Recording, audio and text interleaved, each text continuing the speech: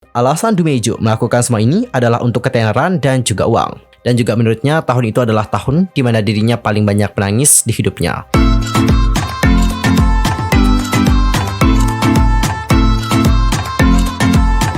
Annyeonghaseyo Cenggedel, Yusuf Kim Emnida, welcome back to my YouTube channel. Nah, gimana sih kabarnya hari ini? Baik-baik aja dong ya. Dan bakal semua yang lagi dalam kondisi nggak baik aja, keep fighting guys, don't give up. Nah, untuk hari ini kita akan membahas topik-topik terhangat seputar dunia per-K-popan yang pastinya sangat banget untuk dilewatkan. Nah, supaya kalian gak ketinggalan update informasi terbarunya, yuk buruan subscribe channel aku sekarang juga.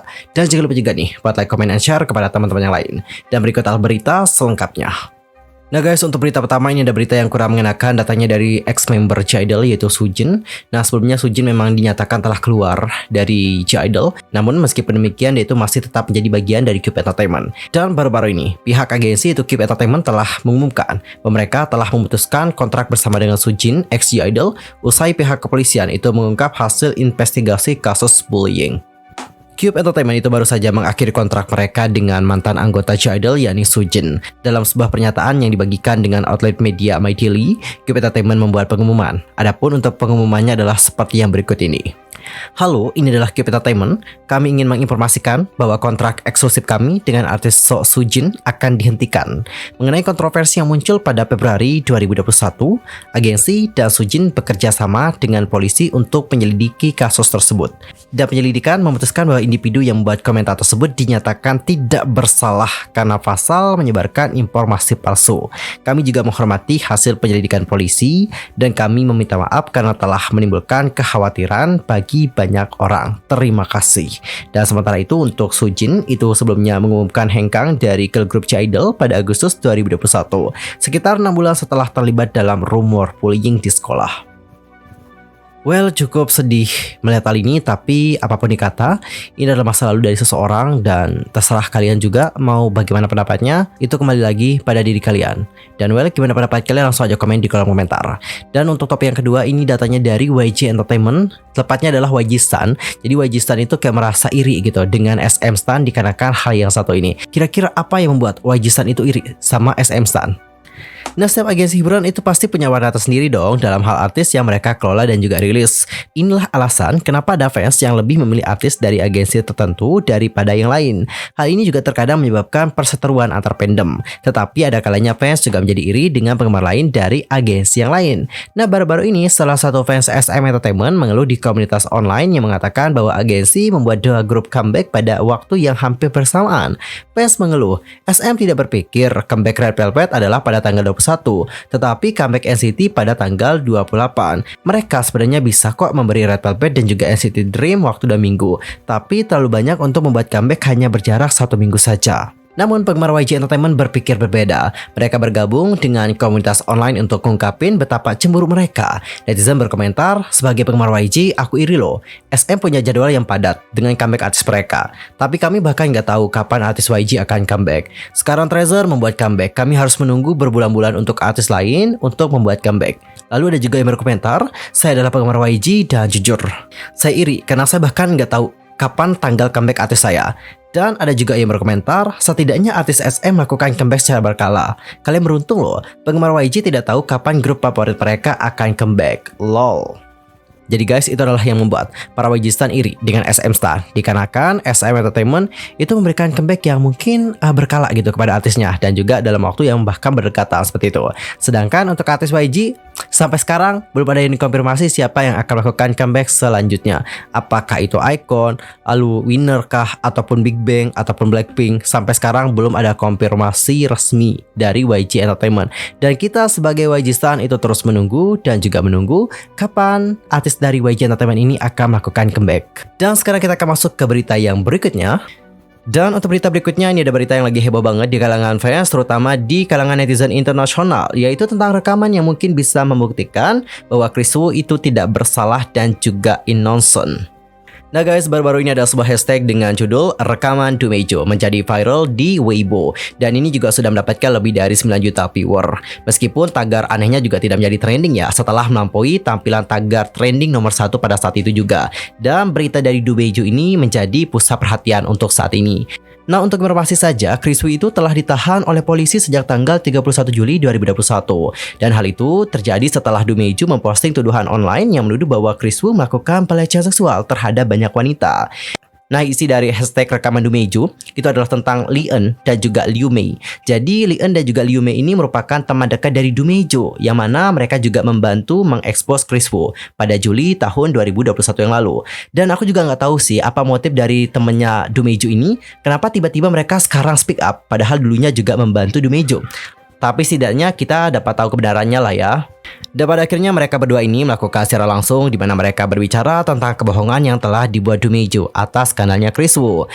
Nah, pada tanggal 2 Maret nih, mereka mengatakan bahwa teman mereka, si Du Meiju ini, menandatangani kontrak dengan sebuah perusahaan untuk uang 20 juta yuan. Nah, 20 juta yuan ini kalau dikonversikan ke dolar itu 3,17 juta guys. Kalau dirupiahkan kira-kira berapa ya? Ada yang tahu? Nanti langsung aja komen di kolom komentar. Nah, untuk tanda tangan kontrak itu dilakukan pada musim panas lalu dan juga berpura-pura menjadi korban. Dan pada akhirnya itu menjebak Chris Wu untuk kasus pemerkosaan demi mendapatkan uang dan juga ketenaran dengan cepat. Dan Cinggu pada akhirnya mereka juga mengumumkan bahwa mereka akan mengekspos Du Meiju dalam secara langsung karena mereka juga nggak takut ya. Mereka itu punya bukti yang sah di tangan mereka. Jadi no worry club. Dan pada akhirnya teman dari Du Meiju melakukan live streaming bersama yang disiarkan di akun Douyin @lianjiayou. Buat yang belum tahu, akun Douyin ini sejenis TikTok guys. TikToknya Cina, kayak gitu sih. Ntar kalau aku salah koreksi ya. Nah, Lee Eun dan juga Liu Mei itu menyatakan bahwa teman mereka si Du Meiju telah membuat kebohongan besar tentang skandalnya itu. Dan hal-hal yang mereka katakan dalam secara langsung adalah seperti ini. Ini adalah rangkumannya ya, garis besarnya. Nah, untuk penjelasan pertama, ini tuh tentang Du Meiju yang katanya pandai minum dan dia juga sebenarnya nggak pingsan ya selama pesta malam bersama dengan Chris Wu. Dan hal ini juga berbeda banget nih dari wawancaranya bersama dengan NetEase. Jadi pada saat itu dia bilang dia itu pingsan setelah minum 2 gelas anggur. Dan tiba-tibanya pas pagi udah di kasur yang sama Chris Wu. Nah gitu guys. Lalu yang kedua adalah Du Meiju juga memasukkan depresinya. Nah, waktu ketika dia mengatakan bahwa dia itu pergi ke elektroterapi ya untuk depresi, sebenarnya dia nggak pergi ke elektroterapi, tapi dia itu pergi untuk melakukan operasi plastik wajahnya. Berbeda banget ya. Yang ketiga adalah tidak pernah ada korban lain yang menuduhnya melakukan pelecehan seksual kecuali Du Meiju. Yang mana hal ini juga bertentangan dengan postingannya bahwa dia mengatakan dia juga berjuang untuk korban lain. Yang keempat, alasan Du Meiju melakukan semua ini adalah untuk ketenaran dan juga uang. Yang kelima, Du Meiju juga langsung memeras dan juga melakukan pemerasan lagi terhadap Chris Wu. Dan mereka juga memberikan buktinya dalam rekaman suara, dan rekaman suaranya dapat kalian dengarkan bersama-sama ya.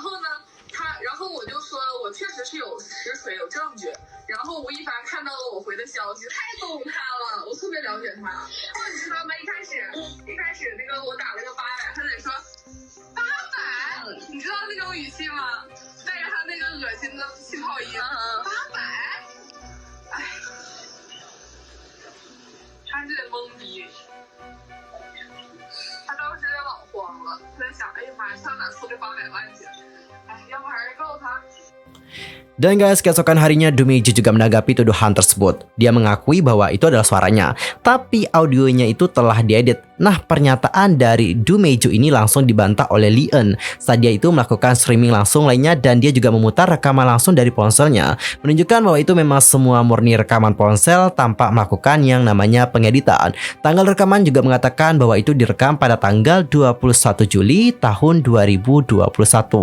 Dan beberapa orang juga mempertanyakan kenapa Chris Wu ditangkap jika kasusnya dibuat-buat. Hal itu dapat dijelaskan dari isi laporan polisi tentang pengumuman penangkapannya. Jadi di sana dinyatakan bahwa dia itu ditangkap dari laporan online atau laporan netizen, seperti bagaimana juga dijelaskan lebih lanjut oleh Pusat Opini Publik Jaringan Hukum pada postingan mereka. Yang pertama adalah tentang take the initiative to investigate and respond to public concern. Setelah ada yang namanya laporan, barulah Chris Wu ini nanti akan diinvestigasi, seperti itu. Dan seperti yang sudah kita ketahui dari pernyataan polisi sebelumnya, mereka menyatakan bahwa tidak ada korban yang melapor kepada mereka, termasuk Du Meiju yang langsung menuduhnya melakukan pemerkosaan. Laporan polisi juga terus mengulangi kalimat yang sama yang disebabkan oleh keprihatinan Laporan polisi juga terus mengulangi kalimat yang sama yang disebabkan oleh keprihatinan online dan juga laporan online tanpa ada korban yang datang untuk mengajukan laporan hukum ke kantor polisi. Sumber laporan online diduga berasal dari laporan email massal oleh netizen ke situs web kepolisian. Ada juga bukti bahwa netizen telah melaporkan secara massal format copy-paste dari forum Douban dan juga mengirim email ke pengaduan polisi. Postingan tersebut juga telah dihapus per Agustus 2021, namun masih ada kok screenshot yang tersisa. Nah, penayangan dari postingan rekaman Dumeju juga terus-menerus dihapus secara misterius sejak hari diposting, dan itu juga bahkan menurun dari 5 juta viewers menjadi 250.000, tetapi berhasil mendapatkan kembali penayangan menjadi 9 juta viewers sebelum dihapus lagi sekitar tengah malamnya. Dan ini juga memicu rasa ingin tahu netizen, apa sebenarnya yang terjadi dengan skandal Kris Wu dan juga kenapa rekaman tersebut dihapus kalau seandainya memang rekaman itu tidak benar. What happened with Kris Wu? Dan kita berharap dengan adanya hal ini, seandainya Kris Wu memang tidak bersalah, kita harap dia dapat segera dibebaskan dan namanya juga dapat dibersihkan.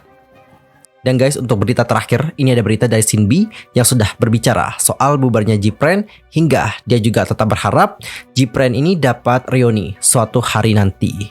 Jadi baru-baru ini Sinbi duduk dalam sebuah wawancara dan juga berbicara tentang motivasinya yang menurun sejak masih bersama dengan Gpran.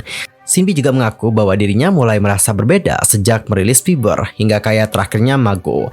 Sinbi juga mulai bercerita bahwa di era Fever dirinya sudah mulai berubah dengan tidak lagi suka menonton video performance-nya sendiri. Motivasinya yang terus menurun itu terjadi sampai era Mago. Karena tidak tahu bahwa Mago akan jadi yang terakhir, Sinbi tetap menjalani promosi tanpa adanya motivasi. Seandainya tahu bahwa Gpran bubar usai merilis Mago, Sinbi mengaku pasti lebih bersemangat dan juga memberikan yang terbaik ketika promosi. Kemudian sebulan menjelang pengumuman kontraknya dan juga para member lainnya yang tidak menggelar V-Live dan lainnya, Sinbi bahkan mengaku mereka sudah tahu kontrak tidak diperpanjang, tapi tidak tahu kapan pengumuman akan dirilis. Di hari pengumuman resmi keluar dan juga membuat kehebohan, Sinbi mengatakan bersama dengan member NH dan juga Sowon yang kala itu tinggal bersama, itu menangis. Dan juga menurutnya tahun itu adalah tahun di mana dirinya paling banyak menangis di hidupnya. Sahabat Sinbi yaitu Enso dari Cosmic Girls dan juga Suji X The Arc bahkan ikut memberikan kesaksian bagaimana kondisi Sinbi ketika hal itu terjadi. Dan jujur pas saat aku dengar bagaimana cerita Enso, aku juga ikut sedih banget. Dan dapat kalian lihat bahwa Enso sama Sinbi emang benar-benar dekat banget. Apalagi dari perkataan Enso pada saat itu, dia juga nangis. Jujur aku kalau ingat suara Enso di sana aku juga sedih banget guys.